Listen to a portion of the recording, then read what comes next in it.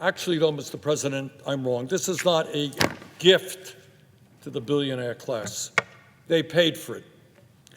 This bill is an absolute reflection of a corrupt campaign finance system which allows billionaires to buy elections. And when billionaires spend hundreds and hundreds of millions of dollars trying to elect a president or a senator or a member of Congress, they're not making that investment just for the fun of it. They want something in return, and this legislation, big time, is what they are getting in return. So what is in this bill that they invested in? Well, if you are in the top 1%, you and the class you represent will receive a $975 billion tax break. $975 billion tax break at a time when the richest people in this country have never, ever had it so good. Further, this is really quite unbelievable. If you are among the wealthiest 0.2%, not talking about 1%, talking about the top 0.2%, you will be able to pay zero taxes on your $30 million inheritance. So all of you folks out there who are waiting to inherit at least $30 million, today is a good day for you. Collectively, you will receive approximately $211 billion in tax breaks for the top 0.2%. Congratulations, you hit the jackpot. If you are a large corporation and you want to throw workers out on the street and replace them with artificial intelligence, or maybe you want to shift your profits to the Cayman Islands or other tax havens, you are going to get a $918 billion tax break. Congratulations to the CEOs of large, profitable corporations.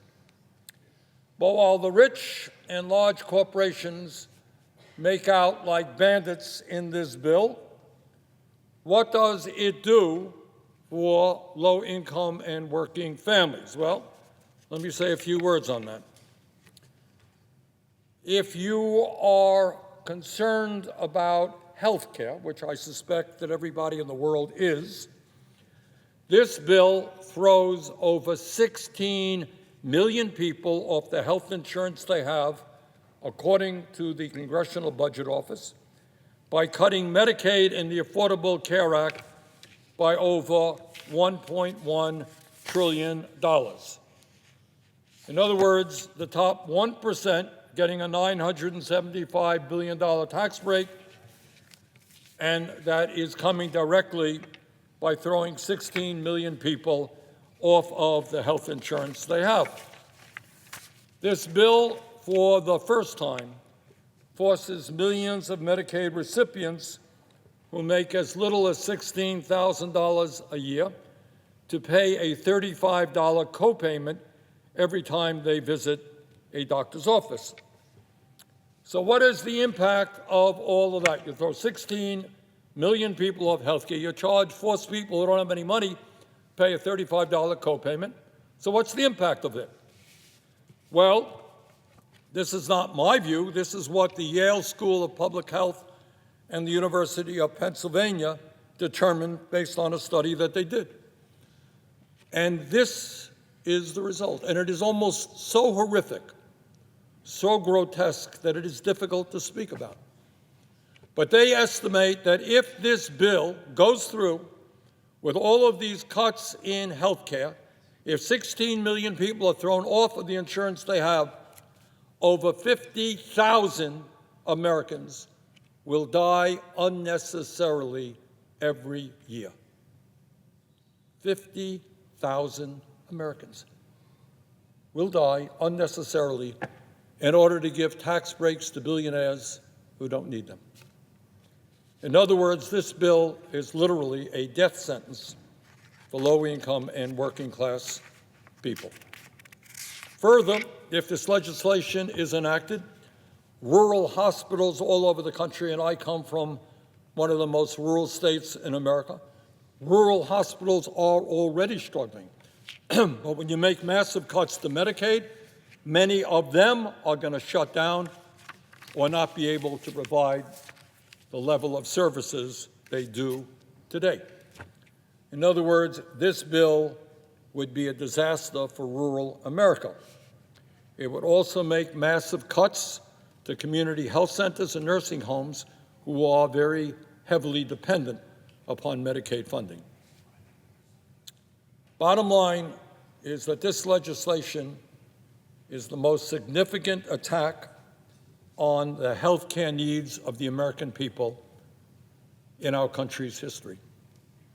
We already have, as everybody knows, a health care system which is broken, which is dysfunctional, and instead of addressing it, instead of doing what every other major country on earth does, guarantee health care to all people, we are throwing 16 million people off the health insurance that they have.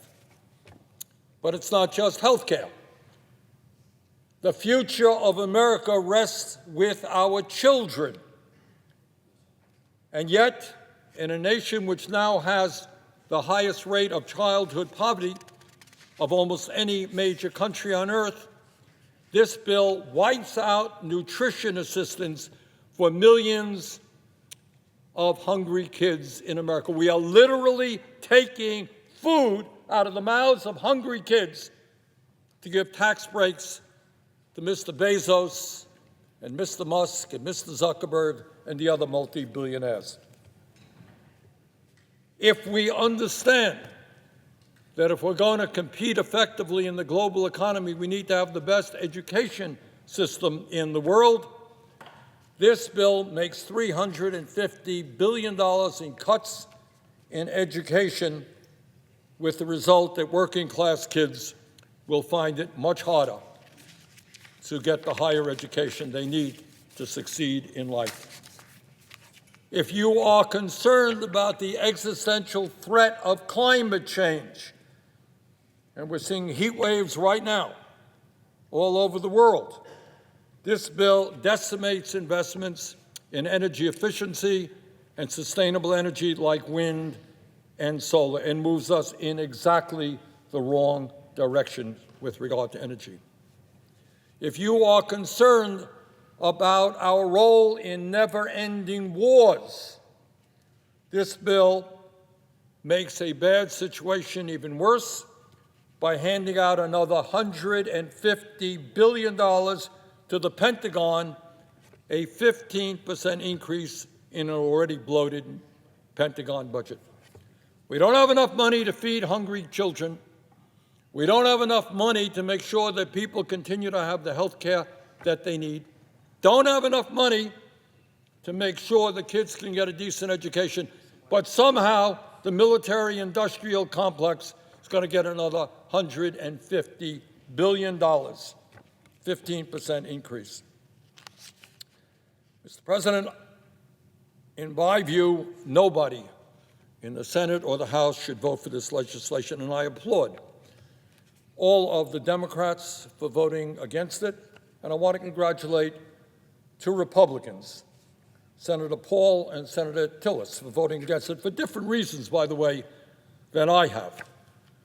But I do find it interesting, and it does tell us where we are as a nation today, that when one of those senators, Senator Tillis, voted against it because he thought it was not a good bill for the people of his home state, North Carolina, suddenly the President of the United States went after him in a very, very vicious way. And today he announced that he will not be seeking re-election.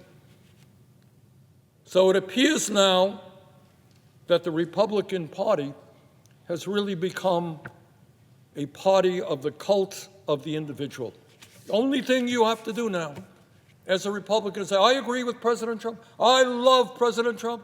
President Trump is right all of the time.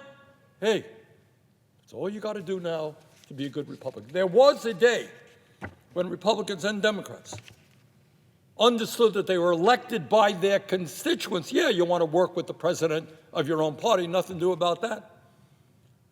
But there was an understanding that you were also elected to represent your constituents and not simply pay homage and bow down to every wish and whim of the president.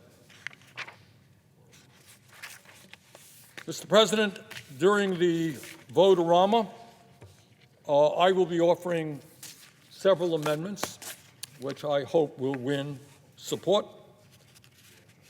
Number one, at a time when 22% of our nation's seniors are trying to survive on less than $15,000 a year, my first amendment would fundamentally improve their lives in two significant ways. Number one, it would cut the price of prescription drugs under Medicare in half by making sure that our nation's seniors do not pay any more than Europeans or Canadians pay for the same exact drugs. And number two, with those savings, we're going to expand Medicare to cover dental, vision, and hearing. In other words, instead of throwing people off of health care, we're going to expand Medicare to provide a number of services that seniors desperately need and want. Secondly, Mr. President, at a time of massive income and wealth inequality, my second amendment would eliminate the $211 billion estate tax for the top 0.2% that is included in this bill. They get a top 2%, as I mentioned, $211 billion tax rate. That is insane. We're going to get rid of that.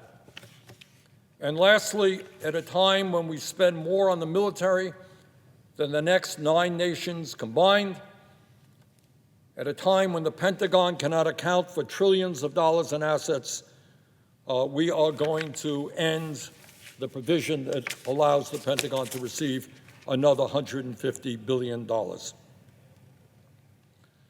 Bottom line, Mr. President, is this country faces many crises: high rate of childhood poverty, kids going hungry, education system in deep trouble, healthcare system completely broken. And in virtually every single area, this bill takes us in precisely the wrong direction.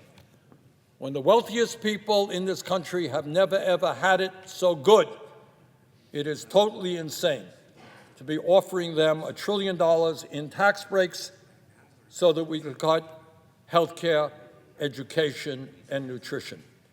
This bill is not what the American people want, and I hope very much we can defeat it. Thank you very much, Mr. President.